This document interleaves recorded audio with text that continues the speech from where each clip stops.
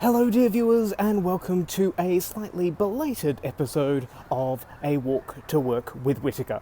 I am actually walking from work at the moment because the version I recorded this morning, I used the ×2 lens instead of the 0.5 lens, and basically it was a walk to work with my nose. So, talking today about the Haunting of Villa Dodati. Diodati?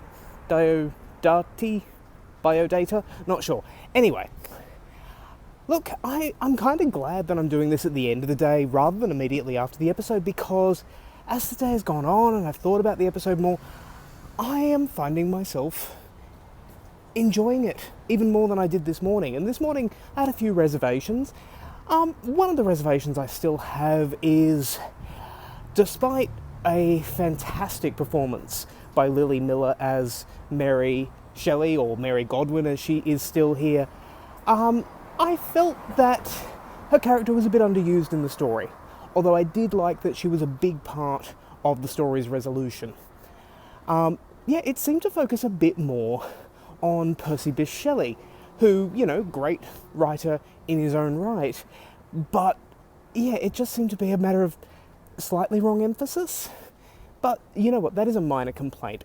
All of the guest cast, I really enjoyed their performances, and we're crossing, and the atmosphere the episode creates, I think this one was directed by Emma Sullivan, top job. It did take me a while to get used to the sort of, it felt like the picture was full of smoke, and I know that's a stylistic choice, but it was just looking through it was a bit hard. But also, I've spoken before about the compression on ABC iView, so I'm sure once I get this on Blu-ray, it is just going to look absolutely sensational.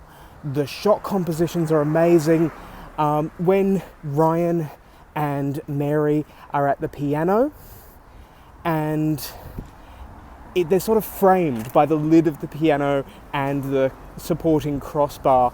And what I also love about that scene, it is Ryan talking about his nan again, but consider when we first see Ryan, literally when we first see him in his YouTube video, he is talking about all the things he can't do because of his dyspraxia. And I do wonder if him not quite hitting the right notes is a subtle reference to his dyspraxia, but now he sees it as keep on trying, even if you can't do these things, or you can't do these things well because of your dyspraxia or a lack of practice. Of course, playing a musical instrument requires a lot of practice. You just keep on trying. He's no longer embarrassed by his condition, and he's learned to live his life with it, even embrace it to a certain extent. It becomes a part of his philosophy, and it's just a little tiny scene that I really like. We also get Yaz talking to Clairmont about, when someone you admire and trust keeps secrets from you and you don't know how they really feel. And look, of course I assume Yaz is talking about the Doctor, but I saw some chat online. Is she talking about the Master? People are still holding on to this idea that Yaz may not have come back unchanged from the Casavan realm, and well, I reckon we'll find out in the next 2 weeks which way that goes, because really, her statement could apply to the Doctor or to the Master. Look, Graham gets to do his usual comedy shtick with food here, and at the end, we're left with the mystery of whether there were really ghosts in this house. And look, the series could pick that up later. I don't think they will, though. I think it's just a little sting in the tail, a little unexplained sting in the tail, which I don't mind too much. Now, the actual haunting itself, it takes the usual Doctor Who angle of what we think is a malevolent force moving rooms around or creating a sort of space loop, if you like. We've seen those in the show before. Is not a villainous form at all. And I had already heard, of course, as I think many of you had, that this was going to be a story featuring Cyberman and Mary Shelley. But when we start getting space folding in on itself, and Ryan even uses that description, that, of course, is from Castrovalva, which is a classic series story featuring the Master, and I thought that could have been the twist here, that false information had been put out, that this was going to be a Cyberman story, but instead it's a Master story. I don't mind that we didn't get that, but it's a nice bit of wrong footing. And I think it is a deliberate bit of wrong footing. Chris Chibnall and the team are fans. They know their classic references. We've had a few this year. So I think that was a conscious thing. Now, as for the Cyberman himself, Ashad, a Cyberman with a name, a Cyberman with a soul perhaps. Brilliant, brutal performance. Really, really scary, and scary in a way that Cybermen haven't necessarily been before. Because whenever we've seen a Cyberman before regain their emotions, the truth of what has happened to them always has an effect, well, a very negative effect on them, you know. The first time when their emotional inhibitors are switched off, they go mad and explode. Even Bill, Bill lamented that everyone now would always be afraid of her. I think I might go up this way, just because someone walking down it's a narrow path.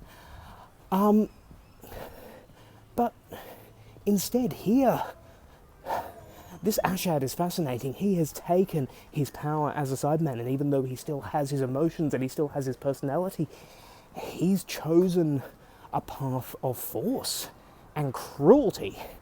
The murders he commits here are brutal. I think the murder of the maid, Elise, it's just inside, I think, the show's boundaries. But it's really skating them. And his reveal of why he spared the baby.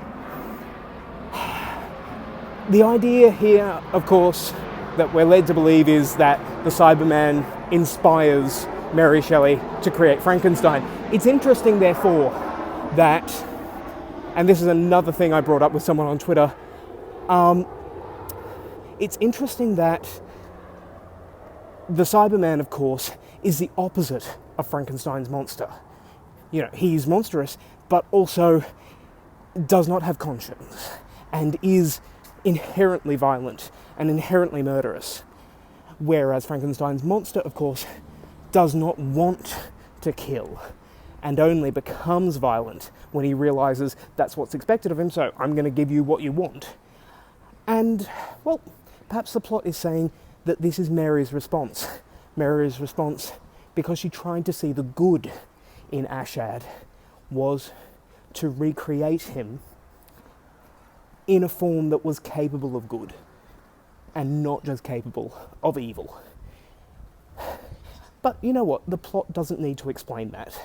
And I think there's kind of enough in there. If it hadn't been a beat-for-beat thing with Frankenstein's Monster, it takes away from Mary Shelley then inventing this story. And instead, she takes a central idea and tells the story she wishes it could have been. To an extent, of course, Frankenstein and his monster both end up dead. And yeah, there's no real Frankenstein creator here, Dr. Frankenstein himself. So yeah, I guess she's just imagining how this creature came to be. I suppose that's why I now enjoy this story a lot more than I did this morning, because it has fired my imagination. And Maxine Alderton, a new writer to Doctor Who, spoiler warning, next series is on her CV already, so we'll be hearing more from her. I'm so thrilled for that, because I think she has created a wonderfully atmospheric story here. Coming up Door Road. Bit of a blind corner there, so I'm continuing to check. Yeah, a wonderfully atmospheric story with some great sci-fi ideas. I love the idea that the shifting rooms, as I mentioned earlier, it's not a villainous plot. It's Percy trying to protect the household from the Cyberman. And of course, Jack said the thing that can destroy the lone Cyberman and the cyber fleet was sent back in time, and that's this Siberium stuff. Initially, I assumed, it was created by the Cyberman, but then I remembered Jack's words, that the Alliance sent it back in time, so maybe they created it. There's kind of some Terminator stuff going on here, I think. And yeah, it's setting up for a really intriguing finale.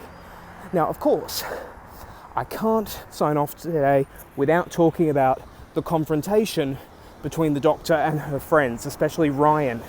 when Ryan tries to turn Percy's fate into a trolley problem, one life in exchange for billions, and the Doctor reiterates to us why single lives in the Doctor Who universe and the Doctor Who ethos are so important.